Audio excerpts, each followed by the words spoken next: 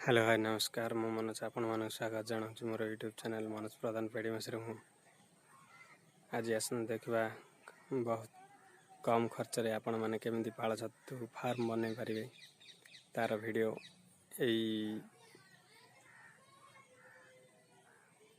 Structure आपण को सूचना देबी चलते देखा केमिति तैयारी होची स्ट्रक्चर।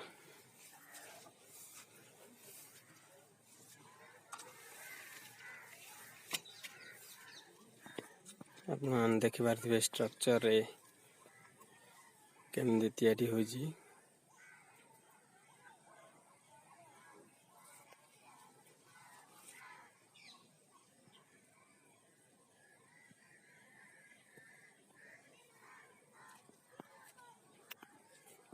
एठारे मु बहुत कम जगह रे स्ट्रक्चर टी बनैछि।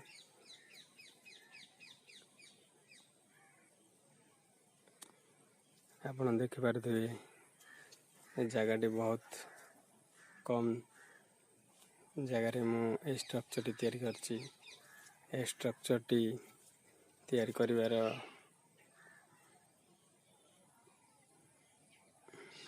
बहुत कम खर्च रे मु तैयारी करछि। ताहले देखंदु एई स्ट्रक्चर टी मु प्रथमे मु जे जगह रे तैयारी करछि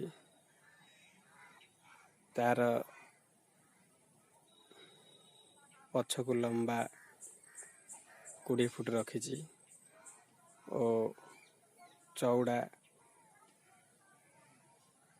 10 फुट रखिछि माने 20 बाय 10। आपण माने जो स्ट्रक्चर बनैबे बा बनैबा को जाउछंदी खास करी नुआ करी पाळ छतु चाष करबा को आरंभ करि पारुथिबा चाषी मानक मोर सूचना जे आपण कम जगह रे मध्य पाळ छतु बेड बा फार्म तैयारी करि परिबे। एथिरे मु मोडो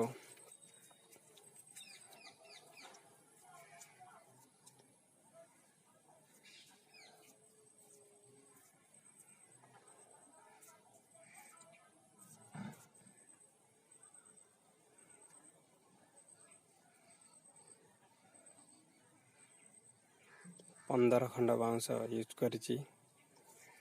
माने आपण भी से अनुसार 10 बाय 20 रे जदि पाळ छतु फार्म तैयारी करछंदी ताले आपण को भी 15 रु 16 डी बाउंस दरकार पड़ी पारे।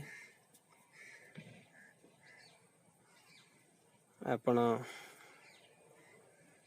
देखुथिबे यार साइज आपण तो लंबाटा 20 फुट रखिबे और चौड़ाटा 10 फुट रखिबे।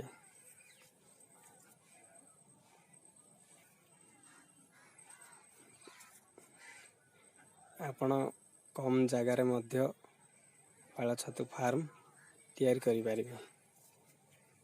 पाळ छतु चाष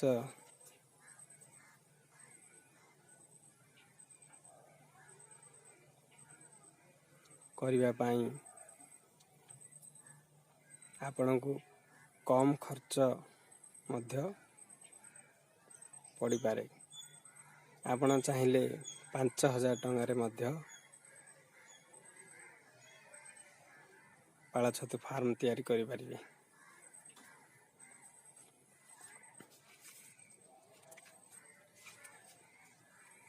ओ आपण से 5000 टंका रे पाळ छतु फार्म तैयारी करि पारिबे। आ सेथरु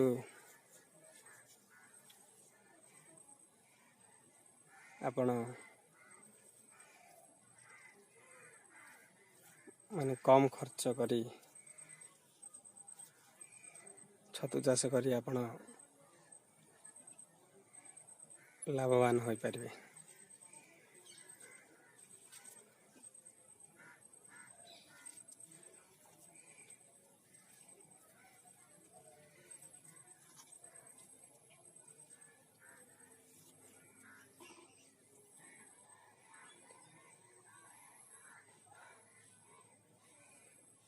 ଆପଣ ଏହି ଭିଡ଼ିଓ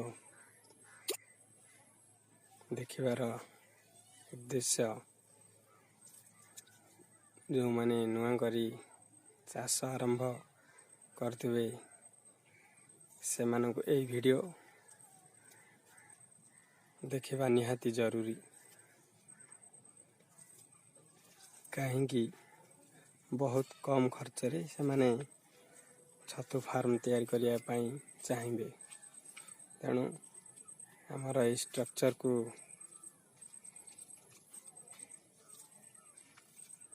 ଦେଖିବା ପାଇଁ ମୋର ଭିଡ଼ିଓକୁ ମୂଳରୁ ଶେଷ ପର୍ଯ୍ୟନ୍ତ ଦେଖନ୍ତୁ ଓ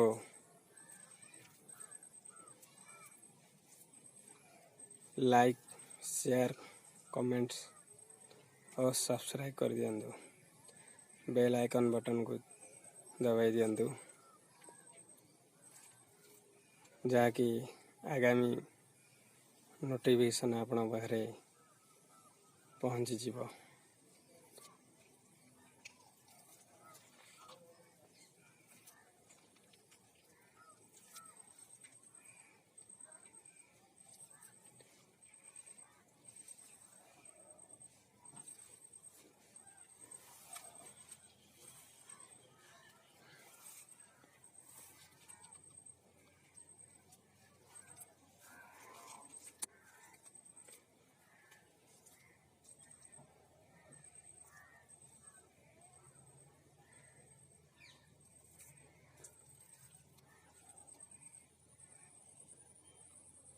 ଧନ୍ୟବାଦ।